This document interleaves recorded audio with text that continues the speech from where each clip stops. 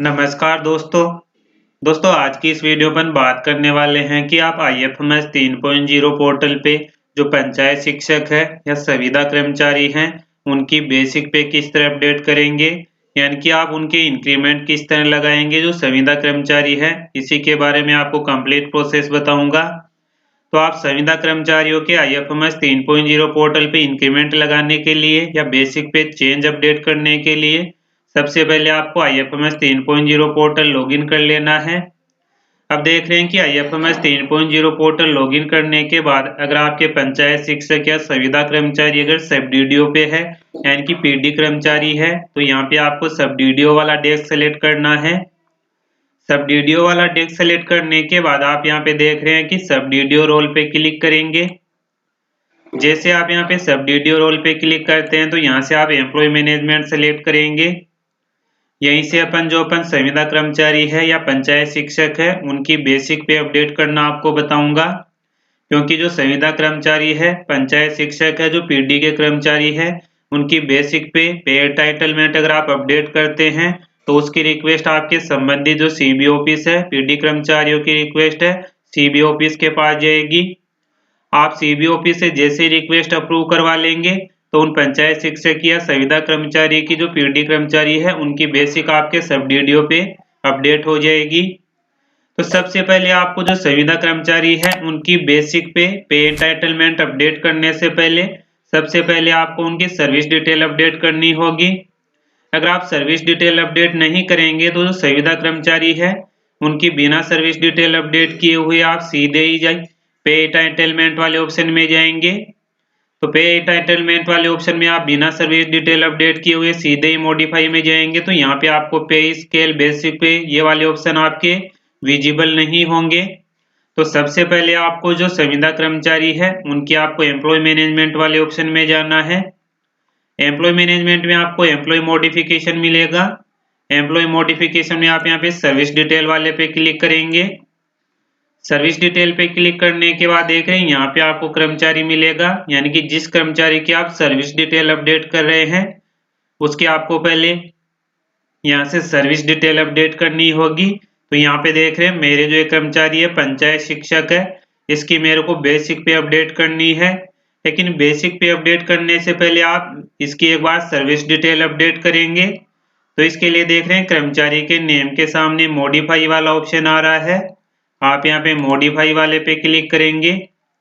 Modify पे click करने के बाद ये आपको पूछेगा, आपके सामने एक पॉपअप आएगा कि जो आप कर्मचारी जिसके आप सर्विस डिटेल या आप बेसिक पे अपडेट कर रहे हैं वो PD का कर्मचारी है या गवर्नमेंट एम्प्लॉय वाला है, यानी कि इसका डाटा गवर्नमेंट एम्प्लॉय वाले IFMS पे है या सब DDO वाले पे है, उसके अनुसार आप सेलेक्ट कर लेंगे। मेरे केस में PD का कर्मचारी है। उसके बाद देख रहे हैं यहाँ पे आपको PD अकाउंट नंबर मिलेंगे। यहाँ पे सिटी क्लास ID आपके नहीं आएगी, क्योंकि यहाँ पे जो स्टार वाले मार्क आ रहे हैं ये आपको सेलेक्ट करना कंपलसरी है। तो यहाँ पे देख रहे हैं जो पंचायत शिक्षक है वो संविदा वाले कर्मचारी है, तो यहाँ से आप सर्विस कैटेगरी में देख रहे हैं कॉन्ट्रैक्ट वाला सेलेक्ट करेंगे। इसके बाद देख रहे हैं सब सर्विस कैटेगरी में आपको देख रहे हैं कॉन्ट्रेक्चुअल हायरिंग सर्विस एजुकेशन वाला सेलेक्ट करेंगे। आपको ध्यानपूर्वक सर्विस डिटेल अपडेट करनी है, क्योंकि उसी के अनुसार आप अपनी बेसिक पे जो पे एंटाइटलमेंट डिटेल है वो अपडेट कर पाएंगे। अब यहाँ से देख रहे हैं आप designation as per service cadre, यहाँ से आप पंचायत शिक्षक सेलेक्ट कर लेंगे। इसके बाद आपको मिलेगा सर्विस स्टेटस, आप यहाँ से सेलेक्ट कर लेंगे। इसके बाद आपको मिलेगा सब सर्विस स्टेटस, आप यहाँ से सेलेक्ट कर लेंगे। इसके बाद एम्प्लॉय स्टेटस में आप एक्टिव सेलेक्ट करेंगे। इसके बाद जैसे आप नीचे जाएंगे तो यहाँ पे देख रहे हैं आपको एंटाइटलमेंट स्टेटस में सेलेक्ट कर लेना है। इसके बाद आप गेजेटेड नॉन गेजेटेड सेलेक्ट करेंगे। अब आपको यहाँ पे ध्यान देना है कि यहाँ पे आपकी जो ऑप्शन आ रहा है एक्चुअल पोस्ट इन करंट ऑफिस, यहाँ से आप अगर पंचायत शिक्षक वाला आपकी पोस्ट आपके यहाँ पे दिखाई देती है तो वो आप सेलेक्ट कर लेंगे।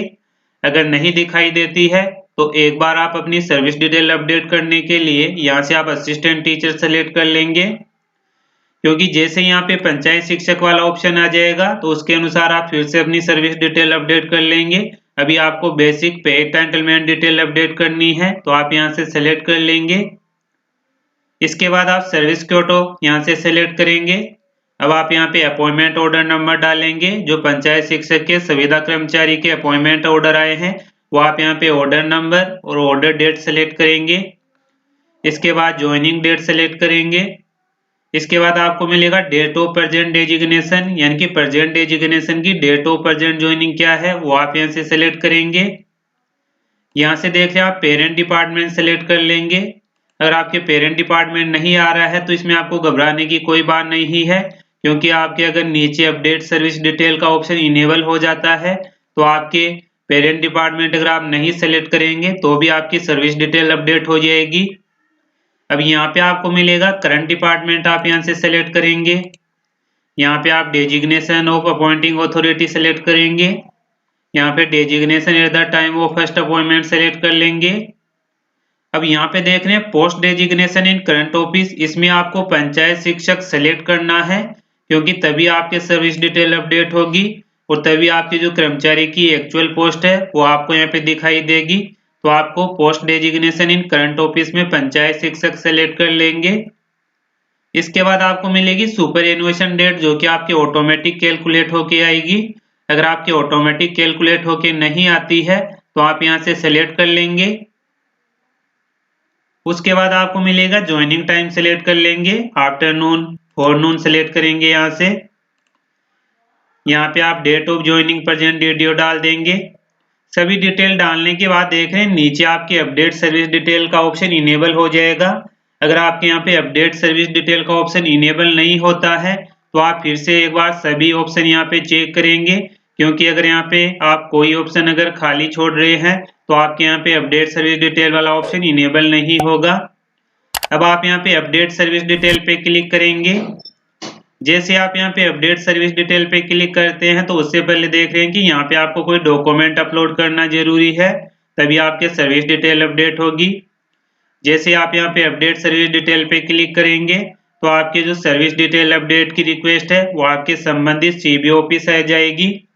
सीबीओ ऑफिस से आपको सर्विस डिटेल की रिक्वेस्ट है वो अप्रूव करवानी है। जैसे आप यहाँ पे सर्विस डिटेल की रिक्वेस्ट अप्रूव करवा लेंगे, सर्विस डिटेल की रिक्वेस्ट अप्रूव करवाने के बाद अब आपको उस पंचायत शिक्षक की या जिसकी आप बेसिक पे या पे एंटाइटलमेंट डिटेल अपडेट करना चाहते थे, अब आप उसकी बेसिक पे अपडेट कर सकते हैं।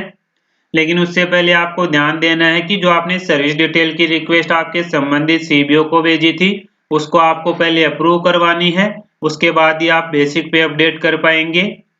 मैंने मेरे केस में जो सर्विस डिटेल है वो सीबीओ ऑफिस से अप्रूव करवा ली है। अब देख रहे हैं आपको यहाँ पे जो बेसिक पे अपडेट करके बताऊंगा। अब आपको बेसिक पे अपडेट करने के लिए सेम वही प्रोसेस है, आप उसी वाले ऑप्शन में जाएंगे। एम्प्लॉय मैनेजमेंट में एम्प्लॉय मॉडिफिकेशन में आपको मिलेगा पे एंटाइटलमेंट डिटेल पे आप क्लिक करेंगे।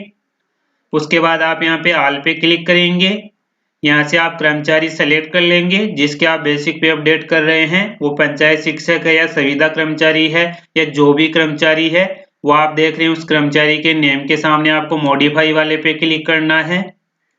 जैसे आप मॉडिफाई पे क्लिक करते हैं तो देख रहे हैं यहाँ से अपन उस कर्मचारी की बेसिक पे एंटाइटलमेंट की रिक्वेस्ट अपन सीबीओ को भेजेंगे। तो यहाँ से देख रहे हैं आप रीजन सेलेक्ट कर लेंगे कि बेसिक पे कौन से रीजन के कारण आप चेंज कर रहे हैं। मेरे केस में संविदा कर्मचारी के एनुअल इंक्रीमेंट वाला ऑप्शन मैंने सेलेक्ट किया है। यहाँ से देख रहे हैं पे कमीशन आपके ऑटोमेटिक फिक्स्ड आएगा, यह आपके तभी आएगा जब आपने इस कर्मचारी की सर्विस डिटेल अपडेट कर दी होगी, अप्रूव करवा ली होगी। तो यहाँ से आप पे कमीशन सेलेक्ट कर लेंगे। संविदा कर्मचारी के केस में आपको फिक्स्ड वाला सेलेक्ट करना है। उसके बाद आपको मिलेगा कि date of entry in existing pay band and grade pay, यह आप सेलेक्ट कर लेंगे। आपके जो भी डेट है वो आप यहाँ से सेलेक्ट कर लेंगे कैलेंडर बॉक्स में से।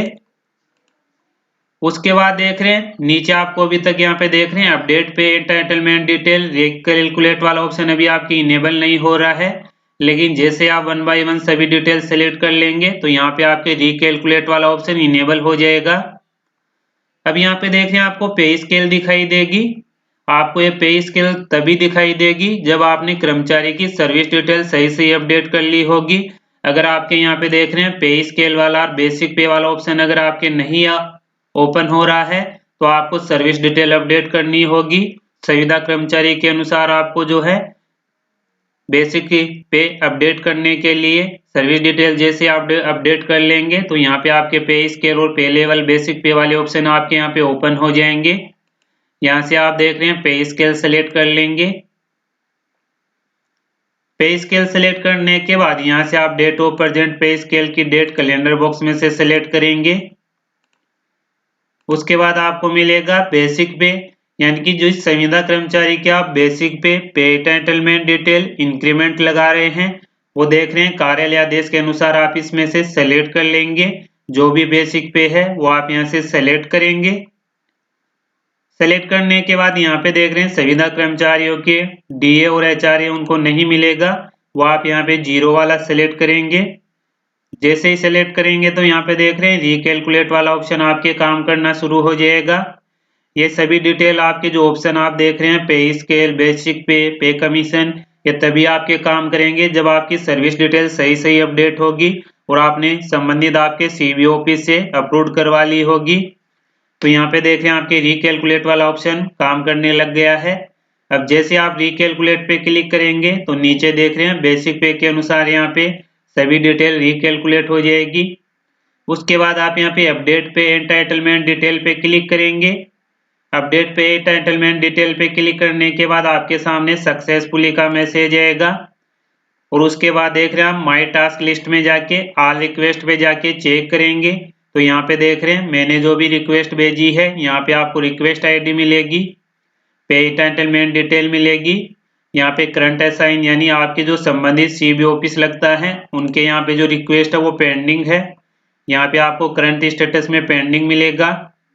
जैसे आप अपने संबंधित सीबीओ ऑफिस से रिक्वेस्ट अप्रूव करवा लेंगे तो यहाँ पर आपके करंट स्टेटस है पेंडिंग से कंप्लीट में कन्वर्ट हो जाएगा। तो इस तरह आप अपने सब डीडीओ लेवल पे संविदा कर्मचारी है जिनकी बेसिक पे आप अपडेट कर रहे हैं, यानी कि जो भी डिटेल आप अपडेट कर रहे हैं चाहे आपके सर्विस डिटेल हो, पर्सनल डिटेल हो, पे एंटाइटलमेंट डिटेल हो, सेम यही प्रोसेस है। आपकी जो रिक्वेस्ट है पीडी कर्मचारियों की वो आपके सीबीओ ऑफिस जाएगी। सीबीओ ऑफिस से जैसे ही आप अप्रूव करवा लेंगे तो सभी रिक्वेस्ट आपके चाहे आपके बेसिक पे हो, सर्विस डिटेल हो, वो आपके अपडेट हो जाएगी। बस आपको ध्यान रखना है कि आपको रिक्वेस्ट एक बार ही भेजनी है, बार बार आप रिक्वेस्ट ना भेजें। तो इस तरह आप संविदा कर्मचारियों के जो इंक्रीमेंट लगा रहे हैं, बेसिक पे अपडेट कर रहे हैं, इस तरह अपडेट कर लेंगे। कंप्लीट प्रोसेस मैंने आपको बता दी है। फिर भी आपको किसी तरह की कोई समस्या हो तो आप कमेंट बॉक्स में कमेंट जरूर करें। तो दोस्तों आज की इस वीडियो में यही अपडेट थी। फिर मिलते हैं नई वीडियो के साथ, तब तक के लिए जय हिंद जय भारत।